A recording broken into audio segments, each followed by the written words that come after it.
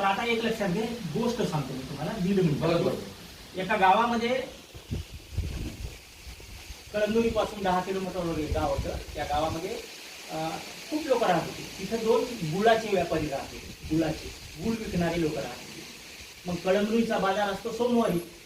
एका दिवशी काय झालं, ते 2 गुळवाले आपापला गुळ घेऊन ॲटोमधून, सोमवारी सगळे ॲटो जातात कळमनुरीला, कोणाचा भाजीपाला नेतात, कोणाचं दूध नेतात, कोणाचं काही सामान असते विकायला घेतात, काही आणायला जातात ॲटोमध्ये बसून.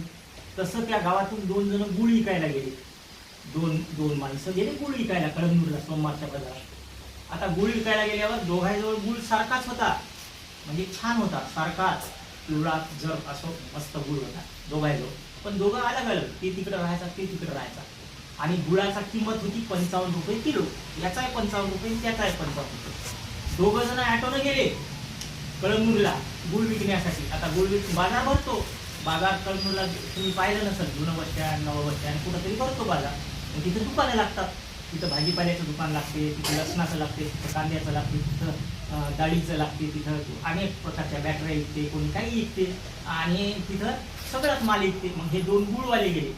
आता गुळ विकण्यासाठी बाजारात बसण्यासाठी त्यांनी जागा शोधली. जागा लागते की नाही गुळ विकायला? रस्त्यानं असं चालत चालत विकते का? तिथं बाजार भरलेला राहते. मग आता ते 2 गुळवाले बाजारात सोमवारी कळमनुरीला गेले गुळ विकायला. परंतु त्याच्यातला एक गुळवाला हा गुंजकर सरच्या हाताखाली शिकलेला होता. ते गुळवाला काय गुंजकर सरच्या हाताखाली शिकलेला होता, जरोड्याच्या शाळेत. जरोड्याच्या शाळेत गुंजकरच्या. पण ते दुसरा गुळवाला होता, ते दुसऱ्या शाळेत शिकलेला होता, दुसऱ्या शाळेत. आणि दोघं गुळाचे व्यापारी होते. आता जे गुंजकर सरच्या शाळेत शिकलेला होता, गुंजकर सरच्या हाताखाली, त्याचा गुळ सारखाच होता. ते गेला बाजारात गुळ विकायला दोघंही. पण जे गुंजकर सरच्या हाताखाली शिकला होता त्याला ज्ञान जास्त होतं शिकण्याच्या पलीकडे. त्यानं काय केलं की जागा पाहिली अगोदर की कोणाच्या शेजारी बसायचं. बाजारात खूप बसले होते असे बॅटरी विकणारे, शेत विकणारे, भाजीपाला विकणारे असे होते. पण ते गुंजकर सरच्या हाताखाली शिकलेला विद्यार्थी होता गुळवाला. त्यानं काय केलं की आपला गुळ कसा विकल असं ठिकाण शोधलं. त्यानं चांगलं नाही, शेजार पाहिला त्यानं. आणि मग त्यानं काय केलं की एक डाळी विकणारा माणूस होता तिथे, डाळ विकणारा व्यापारी. त्याच्यापाशी उडदाची, मुगाची, हरभऱ्याची अशा डाळी होत्या आणि तांदूळ होते. आता लोक बाजारला गेल्यावर घेतात ना. त्यानं दुकान लावलं होतं. त्याला वाटलं त्याच्या शेजारी आपण दुकान लावलं तर आपला मुलं विकते.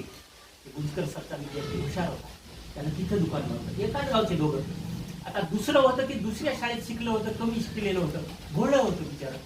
भोळं कोणाला म्हणतात? अशिक्षित माणसाला. आता नवीन रचनावालामध्ये भोळं म्हणजे ज्याला ज्ञान नाही जास्त, त्याला भोळं म्हणतात. ते काय होतं, त्यानं ती जागा शोधली, यानं कोणी बसलं.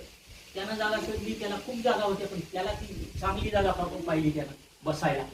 त्यानं काय केलं, एक व्यापारी बसला होता उंदराच्या पुढे ऐकणारा. तुम्हाला उंदीर माहित आहे ना? उंदीर घरामध्ये असला की त्याला औषध टाकतात, ठीक आहे ना, पुढे आणतात लोक बाजारातून आणि टाकतात, उंदीर मरतात. त्याच्या शेजारी त्यानं गुळाचं दुकान मांडलं.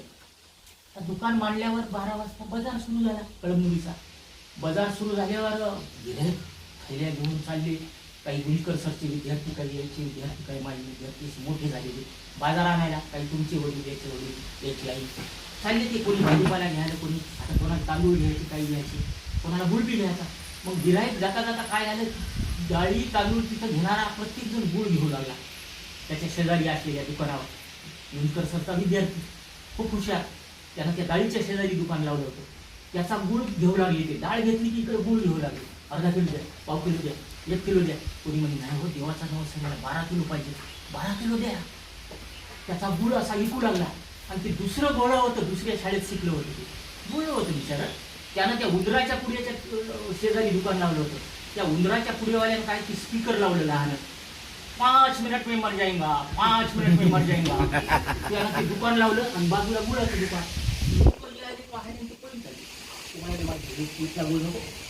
उंदराच्या पुढ्याचं वाज गेला असेल त्याच्या दुकान आहे.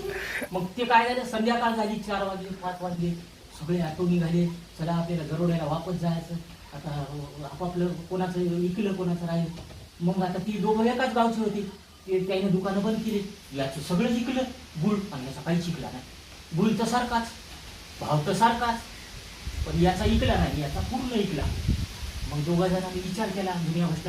ते म्हणे माझी गुळ तर आपल्या दोघांचा सारखाच, आणि एकाच याच्यातून उलट मी 54 देऊ लागलो 55 हा, तर माझा इकला नाही, धुवा कसं काय इकला रे? हा, लक्षात घ्या, गोष्टीचा मतेदार, गोष्टीचा सारांश हा तुमच्या बुद्धीच्या पलीकडला आहे, तो तुमच्यासाठी कदाचित नसेलही, परंतु गुंजकर सरच्या सानिध्यात आल्यानंतर तुम्हाला सांगतो, तुम्ही फक्त शाळाच शिकणार नाही.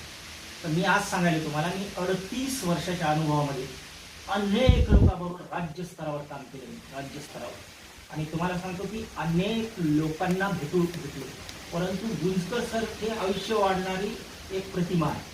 आपलं आयुष्य वाढते त्यांच्याबरोबर राहिल्याने. जसं ते गुळ तुम्हाला सांगतो की कशामुळे इकला नाही, त्याची संगत खराब होती. ते का आता आमच्या लहानपणी आम्हाला एक धडा होता, 5वीला खूप नंबर होत, चांगले शेजारी. आपला शेजार जर चांगला नसेल तर त्याचा परिणाम आपल्यावर होऊ शकतो. आणि म्हणून शाळेत बी गुंजकर सरांनी ज्या जोड्या पाडल्या असतील, मी या 2 पोरायला तेच सांगायलो की तुम्ही यांच्या संगतीत आले म्हणजे तुम्ही तुमचा हेवा वाटायला, मला तुमचा हेवा वाटायला की हे माणूस स्वस्त नाही, महाग आहे. तुमचा गुळ तुम्हाला सांगतो विकून गेला, विकून गेला. तुम्हाला घोसले काही मित्रांनो, लक्षात घ्या, तुमच्या जीवनामध्ये तुम्ही चांगल्या मित्राची संगत करायची. चांगला मित्र जर तुम्हाला नसेल आणि तुम्ही कितीही चांगले असाल तर त्याचा परिणाम तुमच्यावर होतो. हा सृष्टीचा नियम आहे, हा रचनावाद आहे. आणि म्हणून आपण नुसते चांगले असून चालत नाही, तर आपल्या संगतीत आलेला माणूस हा कसा आहे याची पारख असली पाहिजे. खरं तर या 2 पोराचा हेवा वाटायला मला की याला गुंजकर सरच्या सानिध्यात, मला असं वाटायला की पुन्हा नोकरी करून इथंच येऊ पाहिजे गुंजकर सर, हा वाटायला सर मला. आणि म्हणून तुम्हाला सांगतो की आज तुमचे चेहरे पाहिल्यानंतर माझ्या लक्षात आलं की माझ्याही शरीरातलं मायचं हृदय आज जागं झालं गुंजकर सरच्या सानिध्यात, की तुम्ही सगळेजण भाग्यवान आहात. पुण्यवान म्हणत नाही मी तुम्हाला, पुण्यवान हा शब्द मोठ्यांसाठी असतो. तुम्ही भाग्यवान आहात, इंटू ग्रॅफिक सगळं आलं त्याच्यात. तुम्ही भाग्यवान आहात की तुम्ही पुण्याच्या शाळेत तुम्हाला गुंजकर सर होते.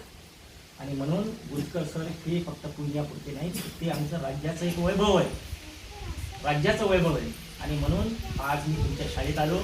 खरं तर मी तुम्हाला तपासण्यासाठी नाही, तर माझे राहिलेले 2 महिने तपासण्यासाठी आलो असं मला वाटते. असं मला वाटते, कारण परिपूर्ण या जगात कोणी नाही. तुम्हाला सांगतो कितीतरी घेता येते माणसाला.